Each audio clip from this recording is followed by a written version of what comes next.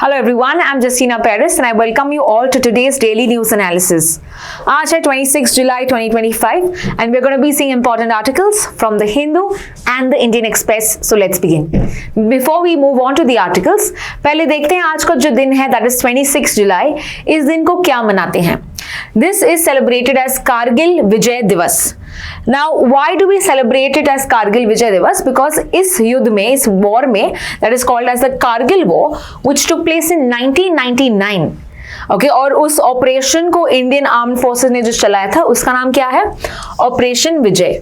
So we were victorious against the Pakistani forces on this date, इसीलिए इसको मनाते हैं as कारगिल विजय दिवस. Now let's understand ये वॉर क्यों हुआ या इसका बैकग्राउंड क्या है. So हमने देखा है कि 1971 के वॉर के बाद we know the India Pakistan war, जहां पे बांग्लादेश को इंडिपेंडेंस मिला, उस टाइम पे टेंशंस ऑलरेडी बहुत ज्यादा थे, specially near the Siachen glacier, okay, तो लद्दाख के साइड पे. So 1998 में we did the Pokhran 2 testing, right? And दोनों countries in fact ने कुछ ऐसे न्यूक्लियर टेस्ट किए जिसके कारण टेंशंस और भी बढ़ गए. Now इसके बाद 1999 में दोनों साइड्स ने सोचा कि ये एंड करते हैं these nuclear arm race.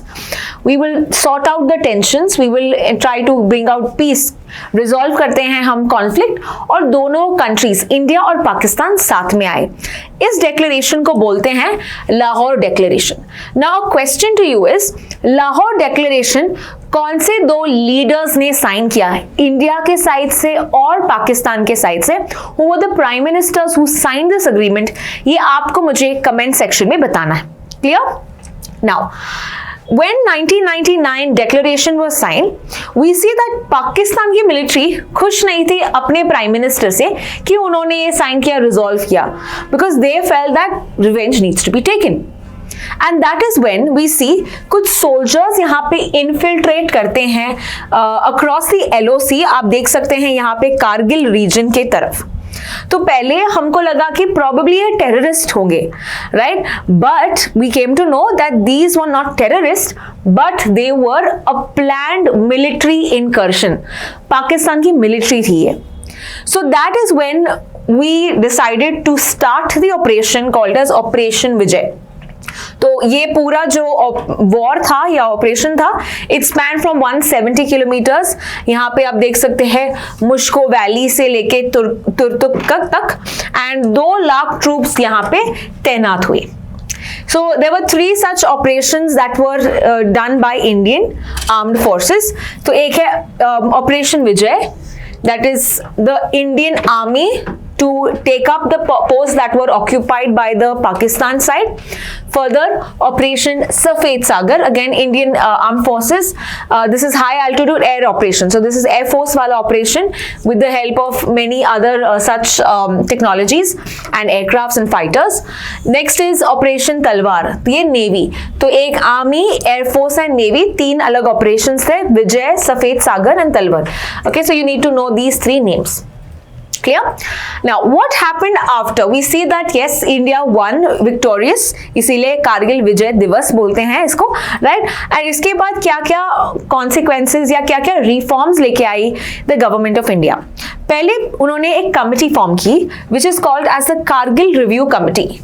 And who was the head of this Kargil Review Committee? It was K. Subramaniam. तो इन्होंने यहाँ पे रिव्यू किया कि हमारे क्या एरर्स थे, हमारे क्या मिस्टेक्स थे. दे ट्राई टू रिव्यू और how we can make our defence structure more stronger. तो ये उन्होंने डिस्कशंस किए. इसके अलावा they also gave in some points, जैसे कि दे सेड कि एक डिफेंस इंटेलिजेंस एजेंसी क्रिएट की गई थी ताकि इंटेलिजेंस इंफॉर्मेशन तीनों सर्विसेज में प्रॉपर कोऑर्डिनेट करे. ठीक है, that's called the DIA. Then we had the National Technical Research Organization. This is for ensuring or getting technical intelligence information.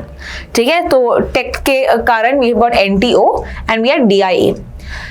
Next, Chief of Defense Staff, and we know Chief of Defense Staff, this was form much later दो, 2019 में ये बना था। Although बोला था उस time पे कि ऐसा होना चाहिए, a single point military adviser होना चाहिए ताकि कोऑर्डिनेट करने में among the navy, air force and armed services में it can be easy, it could be seamless. तो लॉजिस्टिक्स अगर शिफ्ट करना है, we know single point of contact, because we know each forces के एक लीडर होते हैं, एक चीफ होते हैं, और उनके ऊपर या उनके लेवल पे भी also see another person who will coordinate among the three.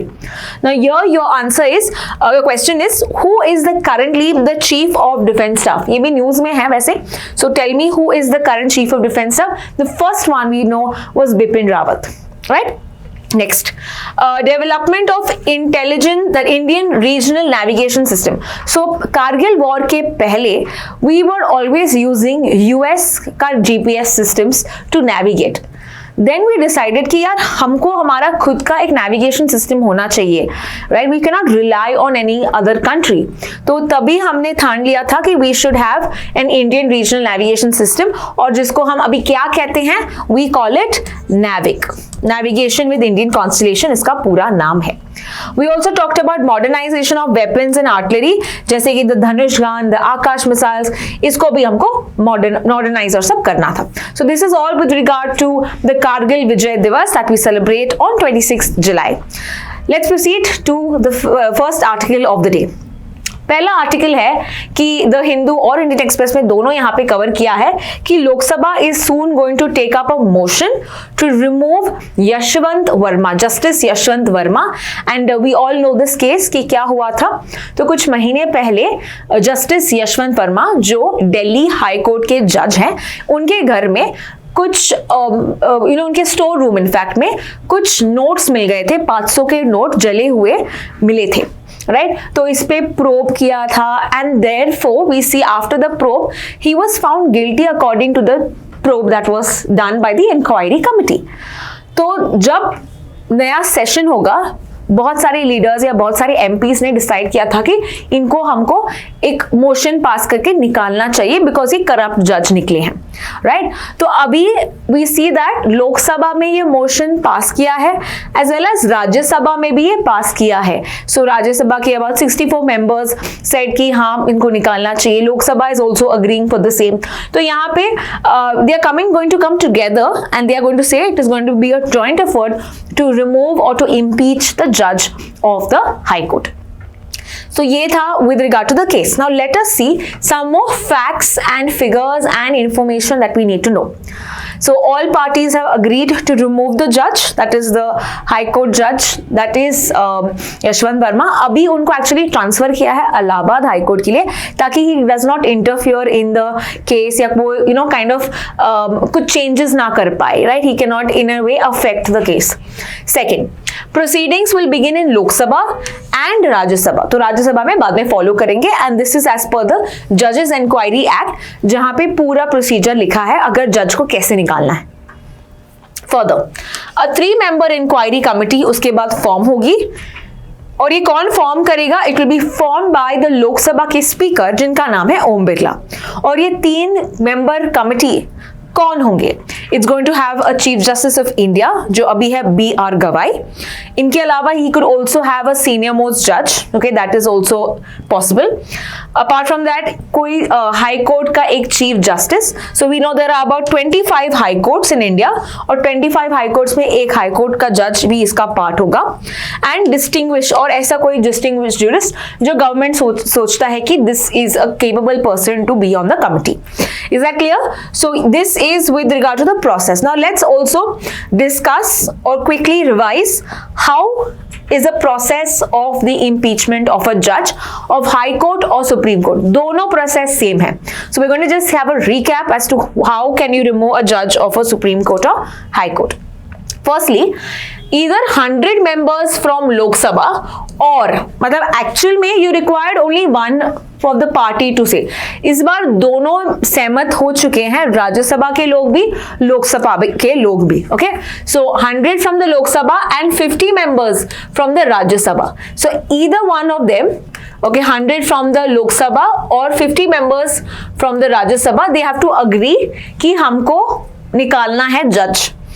ठीक है, so they will have to give a motion saying that yes we want to remove. They have to give this motion to either the speaker or the chairman of the Rajya Sabha, speaker of the Lok Sabha या chairman. तो ये speaker और chairman ये decide करते हैं कि क्या ये मोशन चलाना चाहिए कि नहीं चलाना चाहिए. इनके पास ये पावर होती है. अगर उन्होंने बोला सही है, ठीक है, एडमिट करते हैं, डिस्कस करते हैं निकालना है कि नहीं, तो फिर फॉर्म होता है एक 3 मेंबर बॉडी. और ये 3 मेंबर इंक्वायरी कमेटी जो अभी हमने देखा, chief justice of India, high court, distinguished जज, ये फिर छानबीन करते हैं कि क्या वो जज दोषी है या नहीं. After that, once the committee, the committee who is there that we just saw, once the committee finds them guilty of misbehavior, then voting होता है. Okay, then the house takes voting. और यहाँ पे voting दोनों houses में होता है, लोकसभा भी as well as राज्यसभा भी. Okay, so we see that दोनों हाउस में कैसे मेजोरिटी में इसको हटाते हैं, 2/3 मेजोरिटी, यानी कि स्पेशल मेजोरिटी से दोनों हाउसेस में पास होता है. And then once it is pass, president final order देता है for the removal of the जज. So finally who removes the जज ऑफ द सुप्रीम कोर्ट और high court? It is the president. Is that clear? And voting कैसी होती है लोकसभा और राज्यसभा में? With the help of special majority. So this is with regard to the facts of removal of a जज of the supreme court और high court. Let's now proceed to the next article. अगला article है with regard to Maldives and India के relations के बारे में. So we see that हमारे Prime Minister after having his trip to UK went for a 2-day trip to Maldives. Okay, तो यहाँ पे आप देख सकते हैं Maldives के president को ये handshake कर रहे हैं. What is the president of Maldives? His name is Mohammed Muizzu. Okay, Mohammed Muizzu. And इनका कैपिटल कहाँ पे है? Where is the capital of Maldives? It is Malé. Okay, so यहाँ पे वो मीट करते हैं. Now in this it was a very successful meet. Modi ji and Muizzu के बीच में. We also talked about strengthening relations. हमने एक स्टैम्प भी निकाला है talking about 60 years of India-Maldives relation. Maldives is our water neighbor. पानी में जो 2 हमारी नेबर्स है, एक है श्रीलंका और दूसरा है Maldives, राइट? तो Maldives भी हमारा एक क्लोज एक नेबर है. हमारे पिछले प्रेसिडेंट के दौरान we saw that first the relations were not that good because Muizzu also was very close to with China. But Muizzu after coming into 2024 में वो इंडिया भी आए. अक्टूबर 2024 के टाइम पे he along with his wife came to India and suddenly we see the relations between India and Maldives is blooming and that's good news for India. तो अभी हम देखते हैं कि what have the agreements or treaties that are signed between the two countries. तो यहाँ पे 3 agreements and 4 MOU sign किए हैं, memorandum of understanding कहते हैं. तो हम ऐसे कॉपरेट करेंगे कौन से सेक्टर में, ऐसे कहाँ है? फिशरीज में, एक्वाकल्चर में, tourism, environment, digital solutions. In fact अगर मैं टूरिज्म की बात करूं, Maldives is known for tourism, right? So यहाँ पे they have made an Indian actress as a global brand ambassador for Maldives tourism. तो मालदीव्स टूरिज्म के लिए who is the ambassador, brand ambassador? The Indian actress is Katrina Kaif. ठीक है, तो ये I think recently news में था in the month of June. Alright, apart from that हम देखते हैं कि we also finalize on terms of reference और फ्री ट्रेड नेगोशिएशंस के बारे में भी हम डिस्कस करेंगे. What is free trade negotiations? कुछ गुड्स के लिए will not have taxes free होगा for certain goods that are coming from Maldives और certain goods that are coming from India to Maldives. Okay, India से मालदीव्स और मालदीव से India कुछ products को टैक्सेस नहीं लगाएंगे. इसको बोलते हैं फ्री ट्रेड अग्रीमेंट. सो इसका अभी फाइनलाइज हो रहा है which will also elevate the relations between the two countries at a higher level, right? इसके अलावा we also see we are sent a fresh line of credit. A fresh line of credit is nothing but like a loan. ठीक है, it's a general assistance जो देते हैं, but इसका जो interest rate होता है वो काफी low होता है. So that is called the line of credit. And कितने का credit दिया है हमने? 4,850 crores, okay, which is almost $580 million. We are given it to Maldives. पहली बार ऐसा हुआ है that we have extended in Indian rupees, not in the rupees of Maldives, okay? तो ये Indian rupees में हमने ये लोन दिया है, so that is going to be good because we are going to strengthen the rupee in that case. Further, it is expected to also, इस loan से क्या करेगा, इंफ्रास्ट्रक्चर डेवलपमेंट होगा मॉलडीव्स का, तो ये हमको पता चल रहा है by this agreement. So that is all with regard to the India Maldives. Proceeding to the next article. अगला आर्टिकल है मोदी जी के बारे में. Now what has happened is Modi ji has now been the second longest serving prime minister as we know. So he has surpassed which prime minister? Indira Gandhi, to become the second longest serving in an uninterrupted tenure. मतलब constantly कौन से prime minister अभी तक रह चुके हैं? First is Jawaharlal Nehru, ठीक है, लॉन्गेस्ट अनइंटरप्टेड टर्म. इनके अलावा second person was Indira Gandhi, but Indira Gandhi को भी ओवरटेक किया है नरेंद्र मोदी जी ने. कितने दिन के लिए he has been a prime minister so far continuously? He has been a prime minister for 4078 days. ठीक है, अभी तो 79 भी हो गया बिकॉज ये कल का न्यूज था, right? Indira Gandhi has served for about 4,077 days continuously. That was from Jan 24th, 1966 to March 24th, 1977. And if we talk about Modi ji has been in the Prime Minister from 2014 so far to 2025. ठीक है, 2025. So that is how many years that we see, and it goes on, right? Now why is this significant is because prime minister का जो tenures होता है, you know, these kind of questions do come like longest serving and everything, right? So Modi is currently the longest serving non-Congress prime minister, ठीक है. So non-Congress which was a major party back then. इनके अलावा we see that Modi is the longest serving non-Congress, first non-Congress PM to complete 2 full terms. अभी तक there was only 1 full term के लिए, जो थे Atal Bihari Vajpayee in the term 1999 के आसपास, right? So that was Atal Bihari Vajpayee who completed only 1 full term, whereas Modi ji has completed 2 full terms. Okay, so that is what we see. Elected head of the government with the longest continuous stint, दोनों center और state levels. Now we know that Modi ji has been the chief minister of Gujarat from 2001 to 2014, और 14 से लेके 25 he is a prime minister. So that is why he has been the longest elected, मतलब लोगों ने इनको elect कर किया है. So that is how he is popular with the masses of India. तो ये था with regard to Modi ji's and his success, and we congratulate him for that. And यहाँ पे आपको एक question है, who is the shortest serving prime minister in India? That you have to write in the comment section. Who is the shortest serving prime minister of India? You have to write that in the comment section. We'll proceed to the next article. अगला article है vice president election process अभी चालू होगा. Now I would like to collect myself in my previous video where I said that जो prime minister vice president के elections होते हैं, it usually has to be filled within 6 months. Now 6 months is not given in the constitution. So according to the constitution, if we have to relate, constitution में कहा as soon as possible.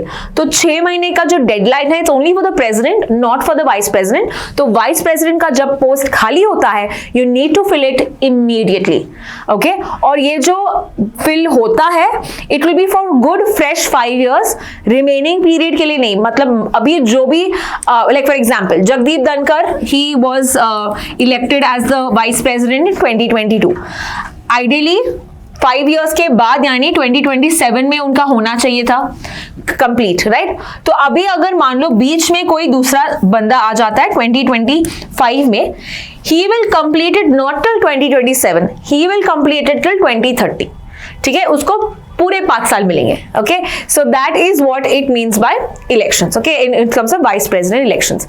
अभी क्या है, vice president का election procedure start हो गया है.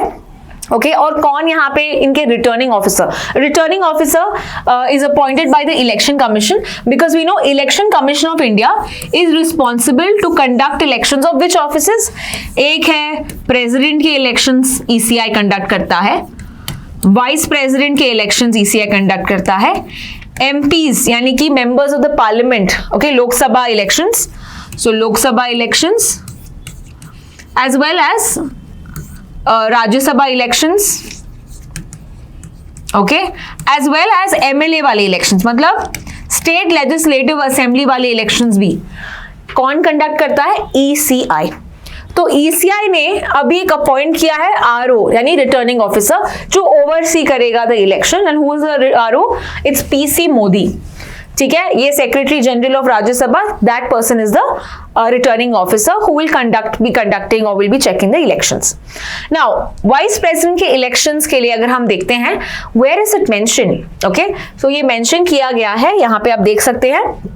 It is the Presidential and Vice President Election Rules 1974 and Presidential and Vice President Elections Act भी है 1952 का। तो this is the act or the rules that govern the elections of the President as well as the Vice President। हमको पता है Vice President is also the second highest officer in India। Who is the first? President is first, second is vice president. हमने already discuss भी किया है कि vice president के elections कैसे होते हैं।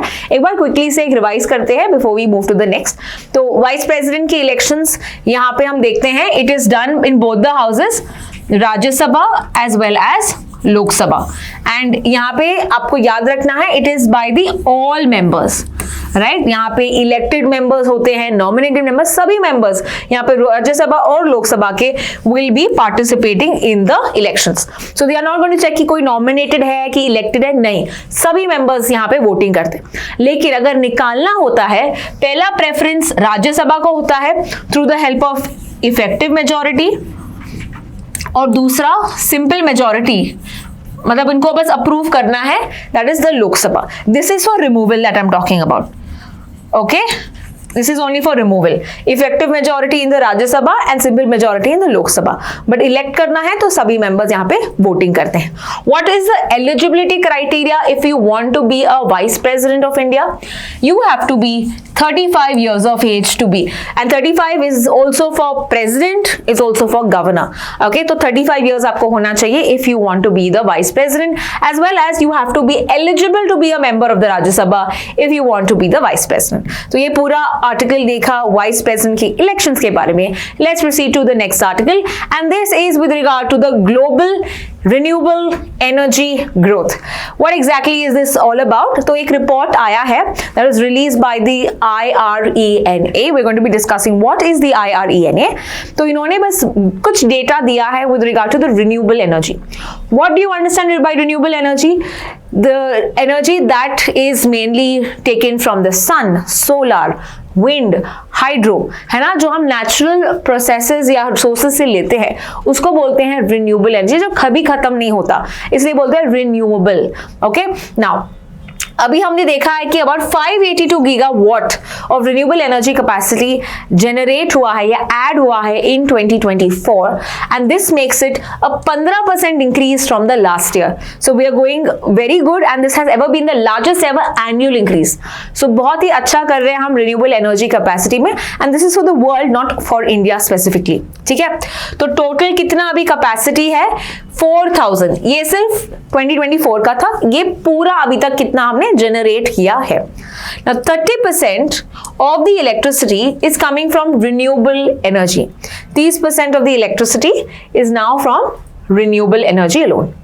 Is that clear? And ये डेटा किसने रिलीज किया है? As I said, International Renewable Energy Association, जो कहते हैं कि we are on track according to the Paris Agreement, जहाँ पे हमको ग्लोबल या क्लाइमेट चेंज को अगर कम करना है या कॉम्बैट करना है या इससे थोड़ा बचना है, तो हमको ग्लोबल एनर्जी या रिन्यूएबल एनर्जी को ट्रिपल करना पड़ेगा।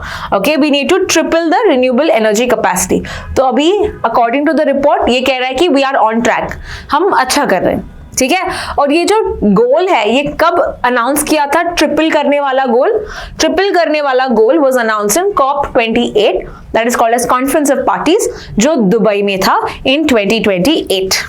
ओके, सॉरी 2023 में, COP28 उसका नाम था, it was in 2023।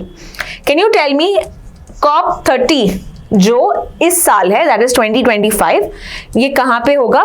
Use the comment section to answer. Usually this happens in November December. ठीक है, now Let's understand some more important aspects, जैसे कि ये IRENA क्या है, which is International Renewable Energy Agency. So this particular agency that we understand, it was founded in 2009 in Bonn, Germany. But Bonn, Germany में इसका headquarters नहीं है. इनका headquarters है Master City, that is in Abu Dhabi, UAE में है. So this is important to understand कि UAE में इनका headquarters है. अभी 167 members हैं और India is also one of the founding members of International Renewable Energy Agency. यहाँ पे what does this agency do? It kind of gives us report or data with regard to renewable energy. कैसे हम multiple stakeholders को साथ में लेके आते हैं, कैसे हम renewable energy को और भी बढ़ा सकते हैं. All of that it does discuss this body. ठीक है. Now what else is written in the report? ये भी देखते हैं. Electricity versus total energy. Okay यहाँ पे आर्टिकल में बताया है कि टोटल एनर्जी जो हम लेते हैं, इसका इलेक्ट्रिसिटी जो है it's a small part of it. Okay electricity जो हम यूज कर रहे हैं, okay it is mainly you coming from renewable. But बाकी का अगर ट्रांसपोर्टेशन की बात करें, अगर व्हीकल्स की बात करें, बहुत सारे दूसरे सेक्टर्स में एनर्जी की रिक्वायरमेंट होती है और उस एनर्जी में अभी भी हम फॉसिल फ्यूल्स यूज करते हैं. ये कहाँ है? So be it industries, heating, be it transport, अभी के लिए भी हम fossil fuels इस्तेमाल कर रहे हैं. So there are very few sectors that are using EVs. अभी भी we are reliant on petrol, right, diesel, right? So ये कहता है, ठीक है. So only we are using renewable for one sector, which is electricity sector. So electricity is just about 20 to 22%. बाकी का जो 80% is used here. और यहाँ पे अभी भी fossil use करें, so that is a problem. Is that clear? Now, only 30% of global energy comes from renewable, meaning less than 7% of all the energy comes from clean sources. Now, who is really doing well in this particular sector? It is China. China जो है accounts for 62% of the global renewable additions. जो हमने देखा ना 582 last year add हुए थे, उसमें से 60% यानी कि 364 केवल चाइना ने दिया है. So China is doing very well in this, right? 70% of new energy capacity added in Asia, and that was mainly to China. China ने dominate किया है solar photovoltaic systems and also export भी करता है and all of that it does with regard. तो China के बारे में यहाँ पे प्रेस किया है. तो इंडिया का यहाँ पे बड़ा चैलेंज क्या है? We of course need to increase our output with regard to renewable energy. हमने भी टारगेट रखा है कि हम 500 गीगावाट राइट बनाएंगे बाय 2030. ओके रिन्यूएबल एनर्जी इतना हम जनरेट करेंगे. सो अगर हमको ये रीच करना है, we also need to take various steps. We need to make it very easier so that everyone इससे कोई रेगुलेटरी मेजर्स करनी चाहिए कि everyone adopts renewable energy and moves और shifts away from fossil fuel. Is that clear? Let's now proceed to the next article. अगला article है with regard to government ने कुछ यहाँ पे एप्स बैन किए हैं. अबाउट 25 एप्स अब बैन. और बैन क्यों किया है? बिकॉज उनमें obscene pornographic content hai. So which is the ministry that has ordered the blocking of these apps? The ministry is Information and Broadcasting Ministry. Can you please write in the comment section who is currently the Union Minister of Information and Broadcasting? ठीक है. So why did they ban? As we see कुछ obscene, vulgar, pornographic content था उस apps में. तो यहाँ पे examples भी दिए हैं. कौन सी app है? Ullu, Alt, Desi Flakes. These are some apps that were banned currently from iOS and from the Google Play Store. ठीक है.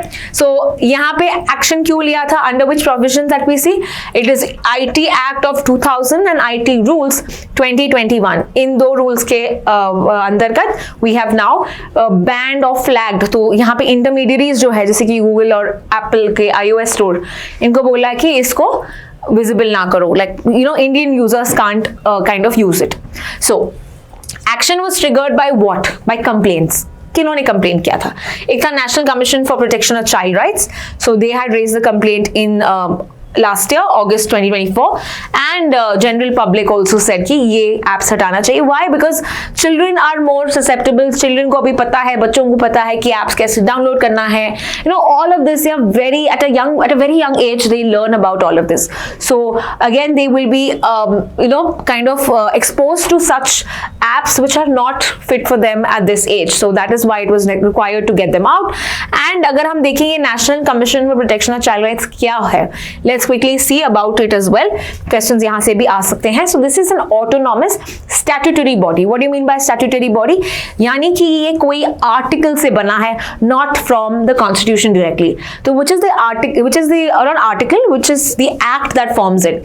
The act का नाम है National Commission of Protection of Child Rights. तो ये 2005 के एक्ट के अंदर एक बॉडी बनी थी, and that is why it's called as statutory. Okay, अगर आर्टिकल से बना होता तो it would be a constitutional body. Now, when was this constituted? When was this formed? It was formed in 2007, and this was mainly for protecting, promoting, safeguarding the child rights. Now we know कि international level पे we have the United Nations Convention on Rights of Child 1989, right? यहाँ पे adopt किया था, child rights को push दिया था, and India ने भी इसको रैटिफाई किया. इंडिया ने भी बोला yes, we are going to follow this. In 1992 we also accept. According to this convention, child का डेफिनेशन क्या है? चाइल्ड का डेफिनेशन है is less than 18 years. Is that clear? And this is the same also be take for POCSO, right? Below 18 years. Now, coming to understand National Commission on Protection of Child Rights की बात करें, which is a nodal ministry that works under child वाली एक ministry है, Ministry of Women and Child Development. तो ये इस ministry के अंदर यहाँ पे काम करती है. Okay, this commission works under this ministry. So that is all with regard to National Commission. Proceeding to the next article, France will recognize Palestine as a state. Okay, तो यहाँ पे फ्रेंच के प्रेसिडेंट इमैनुअल मैक्रोन ने ऐसे कहा है कि हमने डिसीजन लिया है to recognise Palestine as a state. So if we have a little background, we know the recent war that is happening. It started all the way from October 7th, 2023.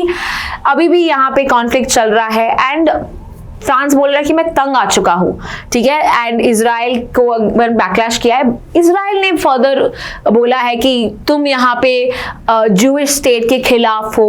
All of that to and fro हो रहा है. सो यहाँ पे France ने बोला है कि we are going ahead with this, और हम यूनाइटेड नेशन जनरल असेंबली जो सितंबर में होगा उसमें हम एक फॉर्मल डिक्लेरेशन साइन करेंगे कि बनाएंगे कि we are saying that yes Palestine is a state.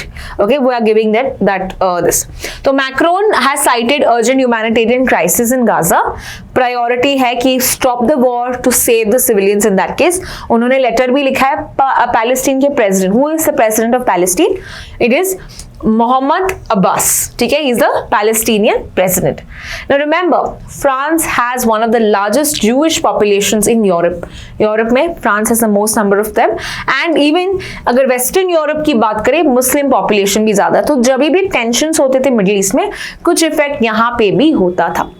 Now France is one of the most you can say only G7 country also that has accepted Palestine as a state as opposed to its other members of the G7. G7 के members, I hope you remember, we have France, Italy, Germany, Japan, Canada, US, UK. तो US का दोस्त है Israel. US तो कभी नहीं चाहता है कि Palestine will be recognised as state, इसीलिए तो वो यूनेस्को भी छोड़ दिया था. US is that's why even left UNESCO. So coming to back to this article, the first country to ever recognize Palestine, अगर ऐसा पूछा 1988 में इनफैक्ट ये हुआ था. You are going to tell me which is that country that was the first one to recognize Palestine as a state. Use the comment section to answer that. Is that clear? तो ये था with regard to this. And अगर हम Palestine की बात करें जल्दी से, I hope we've all gone through this already, but एक बार देखते हैं. Gaza Strip, okay, we have the eastern Jerusalem and the Gaza Strip as well as the West Bank. यहाँ पे we see they are seeking for a sovereign state. Palestinians are seeking for a sovereign state. तो ये Israel का part है. Okay, so if you see Israel के surrounding neighbors भी जल्दी से करते हैं, Egypt, Jordan, Syria as well as Lebanon. Okay, so Egypt, Jordan, Syria, Lebanon, और पानी कौन सा मीट करता है यहाँ पे? It is the Mediterranean sea. So these regions were occupied by Israel in the 1967 Middle East War, and Israel opposes the Palestinian statehood, और इसीलिए उन्होंने अटैक भी किया था post the in fact the attack that happened where Hamas attacked October 7, right? So this is all with regard to today's daily news analysis, जहाँ पे हमने बहुत सारे interesting articles किए. I hope you have understood all of them. Don't forget to watch my next video where I'll be discussing about 20 GK questions from CLAT perspective. Thank you so much for watching.